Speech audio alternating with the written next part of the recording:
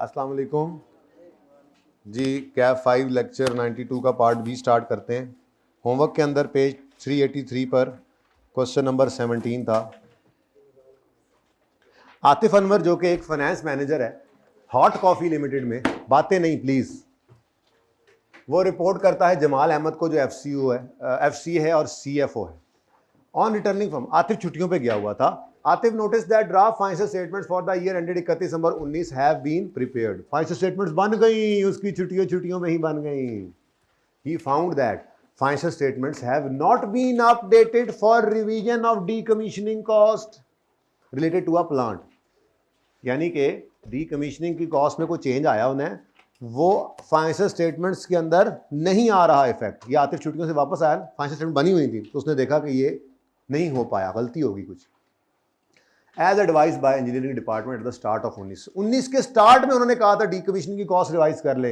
ये अच्छा देखो, मैंने आपको कहा था कि ये प्रोविजन फॉर डीकमीशनिंग के अंदर, ठीक है, एस्टीमेट चेंज होता है ड्यू टू रेट या कॉस्ट, वो जो क्या कहते थे, कौन सी कॉस्ट, डीकमीशनिंग की जो कॉस्ट है उसका एस्टीमेट चेंज हो। अब ये एस्टीमेट चेंज ऐसा नहीं कि साल के शुरू में इसको ले जाएं, ये जिस वक्त होता है उसी वक्त ही रहता है, ठीक है ना। खैर सवाल में तो उसने शुरू में ही कह दिया कि साल के शुरू में उसने कहा है कि इंजीनियरिंग डिपार्टमेंट ने कहा था 19 के शुरू में, ये 19 की फाइनेंशियल स्टेटमेंट्स बन चुकी हैं।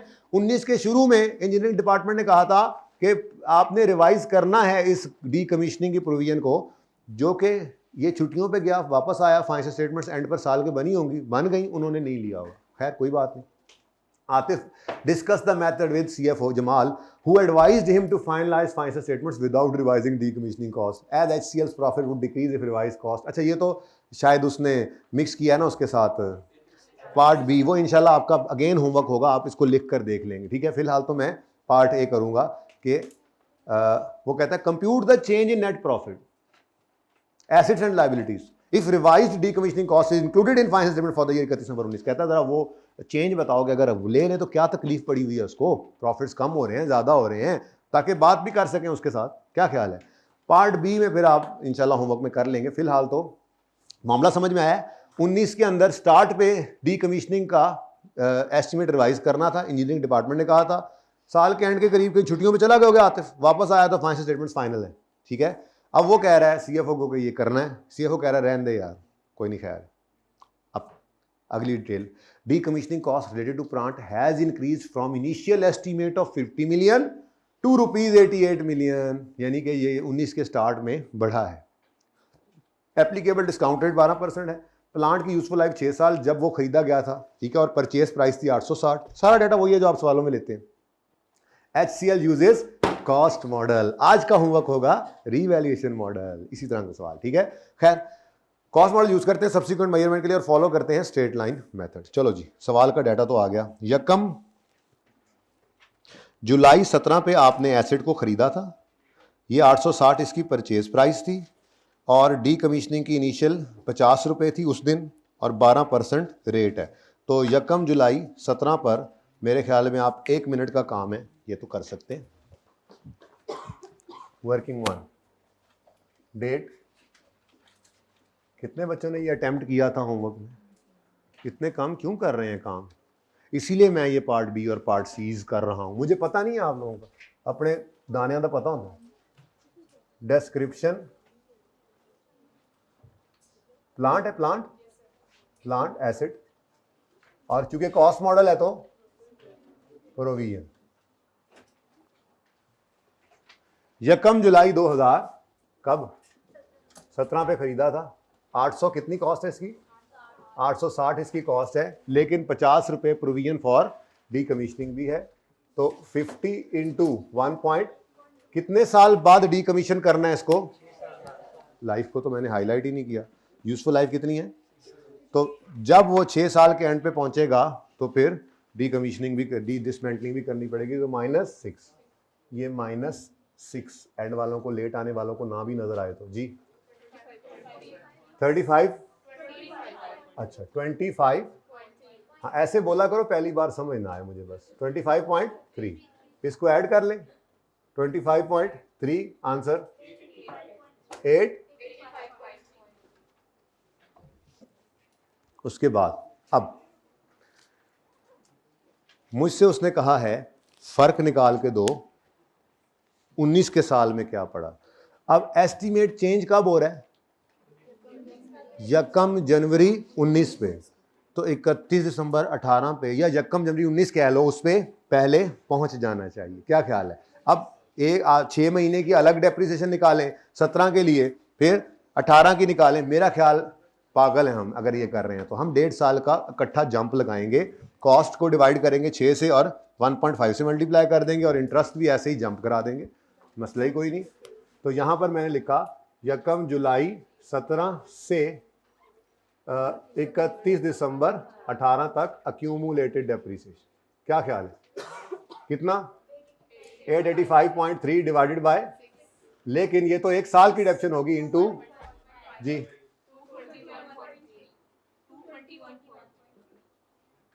Book value 664.0। ये हमारे पास कैरिंग अमाउंट आ गई 31 दिसंबर 18 की।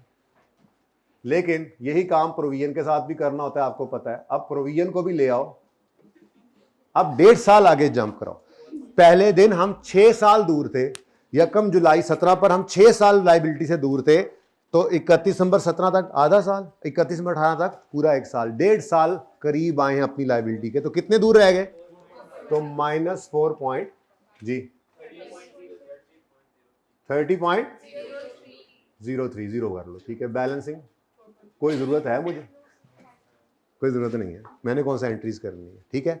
अब यहां पर एस्टीमेट चेंज है, ये रीवैल्यूएशन है, कॉस्ट मॉडल है, लाल वाला काम तो हो ही नहीं सकता, ठीक है भाई। ये आना जाना लगा रहता है, टाइम से आया करो, मैंने कुंडी लगा दी करनी है अब कल से, ठीक है।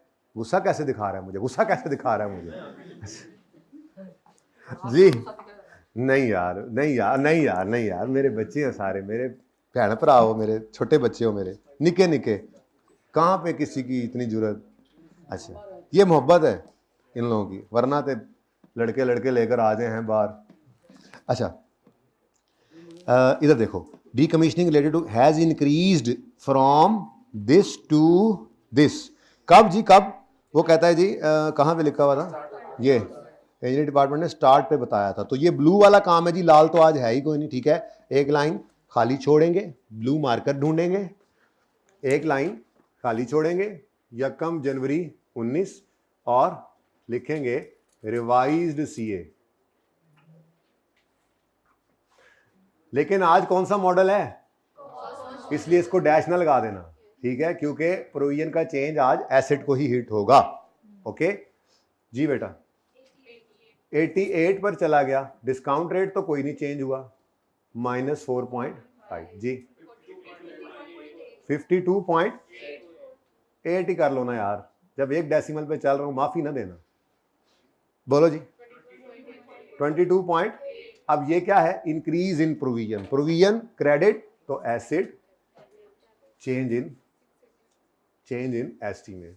ये खुशी गम नहीं लिखते हम, ये तो एसेट में ही ऐड हो जाता है। वैसे एक तरह का गम ही है, प्रोविजन का बढ़ना भी गम, यहां पर भी गम ही रिकॉर्ड हो रहा है, लेकिन ये गम आहिस्ता आहिस्ता करके इंक्रीज डेप्रिसिएशन के थ्रू, एसेट बढ़ गया तो डेप्शन बढ़ गई, depreciation is an expense. Okay जी, 686.8। अब जी डेप्रिशिएट करेंगे 19 के साल के लिए, 686.8 को डिवाइड करना है रिमेनिंग लाइफ से, जो चेंज इन एस्टीमेट के दिन आनी है। तो 1.5 साल गुजर चुका था, 4.5 जी, पूरे साल की डेप्शन है ना जी, 152.6, बुक वैल्यू 5.1 और ओके, ये हमारी कैरिंग अमाउंट आ गई 31 दिसंबर 19 की, और 31 दिसंबर 19 पर प्रोविजन 88 इंटू 1.12। अब 31 दिसंबर 19 जरा देख लें, ये यकम जुलाई 17 से 31 दिसंबर 17 तक 6 महीने, 31 दिसंबर 18 तक 1 साल, 31 दिसंबर 19 तक 2 साल, तो 2.5 साल गुजर गए, 6 में से 2.5 गए तो बाकी वही 1 साल ही गुजरा है। चले खैर, 0.2 बैलेंसिंग। अब ये क्या है? ये इंटरेस्ट है जी, यहां पे भी इंटरेस्ट निकाला नहीं मैंने, जरूरत नहीं पड़ी थी जी, यार ये मैं क्या करता जा रहा हूँ, ये तो ब्लैक्स था, ब्लैक्स, ठीक है। 6 कितना 6.4, ये इंक्रीज, ठीक है। 152.6, 534 पॉइंट और 59.2, ताकि आपको याद रहे, सिर्फ चेंज इन एस्टीमेट ऊपर पड़ा है 59.2, ठीक है जी। लो जी, बस यहीं तक ही लाना था, हमारा साल तो यहाँ पे हो रहा है खत्म। ये जी, अच्छा अब ये क्या है, ये ओरिजिनल है या रॉन्ग है? ये मैंने सही वाला किया, जो होना चाहिए था। जट साहब कल आप लेट आए तो आप पूरी क्लास खड़े होकर पढ़ेंगे, छुट्टी भी मैंने नहीं करने देनी, निकलने भी नहीं देना मैंने, ठीक है। ओके, हर बच्चे से मोहब्बत अलग अलग है ना बेटा, इनसे ऐसी ही है मुझे मोहब्बत। जी बेटा, ये क्या है जी? ओरिजिनल, ये होना चाहिए था। ओके,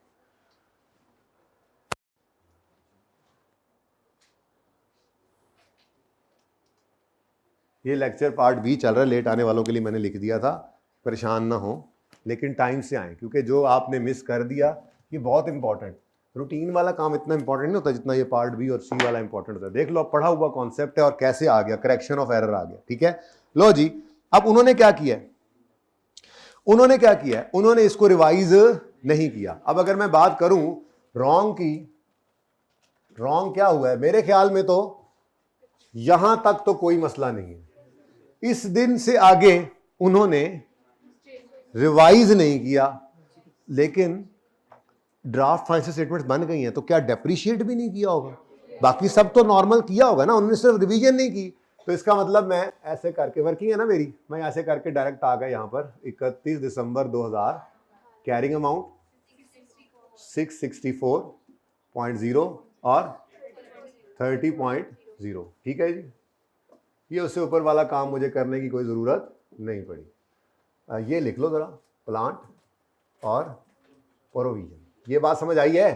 क्योंकि उन्होंने रिवीजन कब नहीं की, 19 के शुरू वाले, ठीक है। उन्होंने ये ब्लू काम नहीं किया, लेकिन उन्होंने डेप्रिशिएट तो किया होगा ना एसेट को, ठीक है। ये डेप्रिसिएशन और इंटरेस्ट, डेप्रिसिएशन और इंटरेस्ट, ओके। ये इसको भी ब्लैक करना, ज़रा दूर से नज़र आए कि हमारे पास एस्टीमेट चेंज तो सिर्फ वो ब्लू है, सिर्फ वो पहले वाला काम इन्होंने नहीं किया, ओके। डेप्रिसिएशन निकाली थी हमने 686.8, पिक्चर भी लेनी है ना आपने, डिवाइड बाय 6, अल्लाह माफ़ करे, मौका मिलना चाहिए मुझे बस परेशान करने का, सताने का। अच्छा, तो ये ब्लैक काम हमने नए एस्टीमेट रिवाइज करने के बाद किया है, जो उन्होंने ये काम एस्टीमेट चेंज किए बगैर किया, ये काम किया है क्योंकि ड्राफ्ट बन चुका है, फाइनल हो चुकी है। ये कैसे हो सकता है कि एक एसेट आपने डेप्रिशिएट ही ना किया हो? तो उन्होंने पुराने वाले हिसाब से ही 19 की डेप्रिसिएशन भी चार्ज कर दी, यानी कि इन्होंने यही वाला काम किया होगा। ये 885.3 डिवाइडेड बाय ओरिजिनल वाला 6, कितना 147.6, बुक वैल्यू 516.4 या 4 बनता है इससे तो देखें तो। अच्छा, ये इनकी कैरिंग अमाउंट आ गई, इनकी जो इस वक्त नज़र आ रही है, क्या नाम है, आतिफ भाई के आने पर इनका एसेट इस पे पड़ा हुआ है, और इनकी प्रोविजन जो है वो ओरिजिनल वाला उठाएं, 50 ही है, इंटू 1.12। अब या कम जुलाई 17 से 31 दिसंबर 17, 30 जून 31 दिसंबर 18 और 31 दिसंबर 19, कितने, 2.5 साल, तो -4.5, अच्छा सॉरी जी 33 तो बैलेंसिंग क्या आ गया, ये इन्होंने क्या चार्ज किया होगा, इंटरेस्ट, ठीक है जी। ये हमसे क्या हो गया, रॉन्ग। अब उन्होंने क्या कहा, रिक्वायरमेंट की तरफ चलते हैं। वो कहता है जी बताइए, change in net profit, change in assets, change in liabilities. अब पहले सबसे चेंज इन एसेट्स देखते हैं। अगर हम रिवाइज कर दें एस्टीमेट, तो हमारा एसेट कहां पहुंच रहा है, जबकि ना करें तो इन दोनों का डिफरेंस क्या है, यही चेंज है, और ये चेंज किस तरफ को आ रहा है, इंक्रीज, ठीक है। तो यहां पर मैं आप रिक्वायरमेंट को एड्रेस कर रहा हूं पहले देसी तरीके से, ठीक है। यहां पर मैं क्या लिखूंगा, इंक्रीज इन पीपीई या प्लांट या एसिड लिखा उसने, इंक्रीज इन लफ्ज लिखा हो एसिड्स। अब इंक्रीज इन एसिड्स देखिएगा 534.2 वर्सेस 516.4, यानी अगर हम चेंज करें तो ये एसिड आता है, ना करें तो ये। मैंने पहले लिख दिया इंक्रीज। कितनी आती है फिगर? हाँ 17.5 सॉरी ट्रांसपोजिशन एरर, मैं बता रहा था कि ये ट्रांसपोजिशन एरर होता है। अच्छा नेक्स्ट, उसके बाद प्रोविजन चेंज कर दें तो 59 पे पहुंच जाती है, चेंज ना करें तो 30। तो इसका मतलब क्या इफेक्ट है एसिड पर? अगर ये देखो ना, अगर रिवाइज डीकमीशनिंग को इंक्लूड करें तो लायबिलिटीज पे क्या असर पड़ेगा? बढ़ेगी बेटा। ये पुराना नहीं एस्टीमेट रिवाइज किया, ये पड़ा है 5। अगर रिवाइज्ड एस्टीमेट यूज करें तो लायबिलिटीज पे क्या असर पड़ता है? लायबिलिटी बढ़ रही है। इंक्रीज इन प्रोविजन कर लो यार, उसने क्या लफ्ज लिखा हुआ है? लायबिलिटीज लिखा हुआ है ना, तो लायबिलिटीज लिखो, प्रोविजन इज अ लायबिलिटी। ठीक है, लायबिलिटीज जी 59.2 वर्सेस 33.6 जी।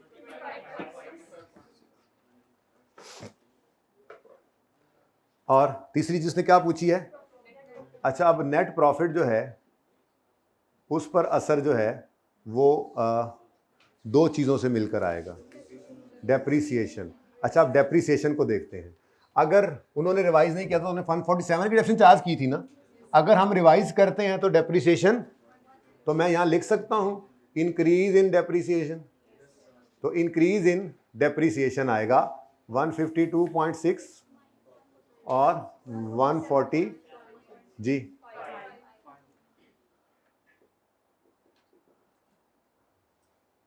जी कितना? इंक्रीज इन डेप्रीसिएशन 5 आ गया। ठीक है, और दूसरी चीज जो है इसमें वो क्या है? इंटरेस्ट। अगर रिवाइज करें तो इंटरेस्ट भी बढ़ रहा है, तो इंक्रीज इन इंटरेस्ट 6.4 वर्सेस 3.6 जी 2.8। अब ये 2.8 और 5 से क्या हो रहा है हमारा? कितना? 7.8 से एक्सपेंसेस क्या हो रहे हैं? तो increase in overall expense, increase in expense, और एक्सपेंस के बढ़ने से डिक्रीज होता है प्रॉफिट जी। ये पार्ट ए हो गया। ठीक है, पार्ट ए। बी आपने घर पे करना है। ठीक है, अच्छा अब इसका एक तरीका ये है, एक तरीका जर्नल एंट्रीज वाला भी है। कहते हो तो वो भी कर दूं? करवा लो, क्या होता है। ओरिजिनल एंट्री क्या है? पीपी प्रोविजन, पहली एंट्री ये करेंगे, फिर डेप्रिसिएशन, फिर इंटरेस्ट। सिंपल है, मुश्किल नहीं है। ये तो देखो ओरिजिनल एंट्रीज होना क्या चाहिए? होना 19 की, सिर्फ 19 की एंट्रीज। ये होना क्या चाहिए? Increase in provision, plant acid लिख दूं जरा, वो इजी हो जाएगा जी। एसिड डेबिट, प्रोविजन क्रेडिट, कितने से जी? 28 अच्छा बड़ी मेहरबानी 22.8। मुझे ना यहां से देखने के लिए यूं करना पड़ता है, प्लीज यार ध्यान से देख के बताया करें। 22 उसके बाद जी नेक्स्ट इज डेप्रीसिएशन, जो होना चाहिए वो बात कर रहे हैं। Depreciation debit, accumulated depreciation credit. चलो एसिड ही लिख देता हूं, जरा इजी हो जाएगा, रेक्टिफिकेशन के लिए जरा आसान होता है। एसिड क्रेडिट जी 152.6। कोई ऐसे करना चाहे तो ऐसे भी कर सकता है ना, किसी ने घर पे ऐसे किया, कोई पता नहीं सर ने क्या करा दिया। इंटरेस्ट की entry, interest expense debit, provision credit 6.4। ठीक है जी, रॉन्ग क्या हो गया? उन्होंने पहली एंट्री की नहीं, डेप्रीसिएशन डेबिट, एसिड में लिख रहा हूं क्रेडिट, अक्यूमुलेशन क्रेडिट होता है आसानी के लिए। कितना कर दिया उन्होंने? हाँ 147 और interest expense debit, provision credit उन्होंने किससे की? अब इससे हमने रेक्टिफाइंग एंट्री पास कर लेनी। ठीक है, रेक्टिफाइंग एंट्री पास करते हैं जी। एसिड पीपी को भी नेट कर दो, प्रोविजन को भी मेरे ख्याल से नेट कर देते हैं। नेट करके देख लेते हैं। इधर देखो, यहां पर कोशिश करता हूं मैं आ जाए पूरी। एसिड जी, एसिड नेट में कितने से कम होना चाहिए था? ये अब डायरेक्ट करना है, जरा नेट करें ना। 129.8 से एसिड को कम होना चाहिए था, एसिड 147.6 से कम हो गया। नेट कर रहा हूं, रेक्टिफिकेशन है। अब एसिड, पहले ओरिजिनल को देखो, एसिड 120.8 से कम होना चाहिए था, 147 से कम हो गया, ज्यादा कम हो गया। तो सही करने के लिए क्या करना है? बढ़ाना है, डेबिट करना है। या आप डेबिट लिखूंगा तो डेबिट लिखें, और इन दोनों फिगर्स का डिफरेंस, पहला दूसरा जी 17.8। प्रोविजन क्रेडिट होना चाहिए था और क्रेडिट हुआ सिर्फ 3 तो क्या करेंगे? प्रोविजन को मजीद क्रेडिट करना है ना। क्रेडिट होना चाहिए था प्रोविजन को, ओरिजिनल एंट्री बता रही है कितने से, दोनों ऐड हो गए ना। क्रेडिट कितना? 99.2 से क्रेडिट होना चाहिए था, और हुआ कितना सिर्फ। तो इसको फिर क्या कर लें? क्रेडिट कर लें। तो प्रोविजन 29.2 ओरिजिनल से देखा हमने, वर्सेस 3.6 जी 20। उसके बाद depreciation expense, interest expense, depreciation expense. अब इनको डेप्शन को अलग देखते हैं। इंटरेस्ट को 152 से डेप्शन डेबिट होना चाहिए था, डेप्शन डेबिट हुआ, तो डेप्रीसिएशन को मजीद डेबिट करें 5 से। इंटरेस्ट डेबिट होना चाहिए था, हुआ है, तो इंटरेस्ट 2.8। अब इधर देखो, एसिड 17.8 से बढ़ा लो, डेप्रीसिएशन और इंटरेस्ट 5 और 2.8 से बढ़ा लो, जिसका बढ़ना प्रॉफिट को कम कर रहा है। प्रोविजन को 25.6 से बढ़ा लो। ठीक है, ये पूरी पिक्चर आए भाई। तो कितने बच्चों ने इस तरीके से कर लिया था? कितनों ने इस तरीके से किया था? कितनों ने ये सवाल किया ही नहीं? ज्यादा बच्चे हैं, वो हाथ खड़ा करें, ऊंचा हाथ खड़ा करें भाई। पूरी पिक्चर आनी चाहिए जरा, सारा वो परले कोने से इस कोने तक एक पिक्चर आ जाए। ठीक है जी, इस पार्ट को क्लोज कर दें।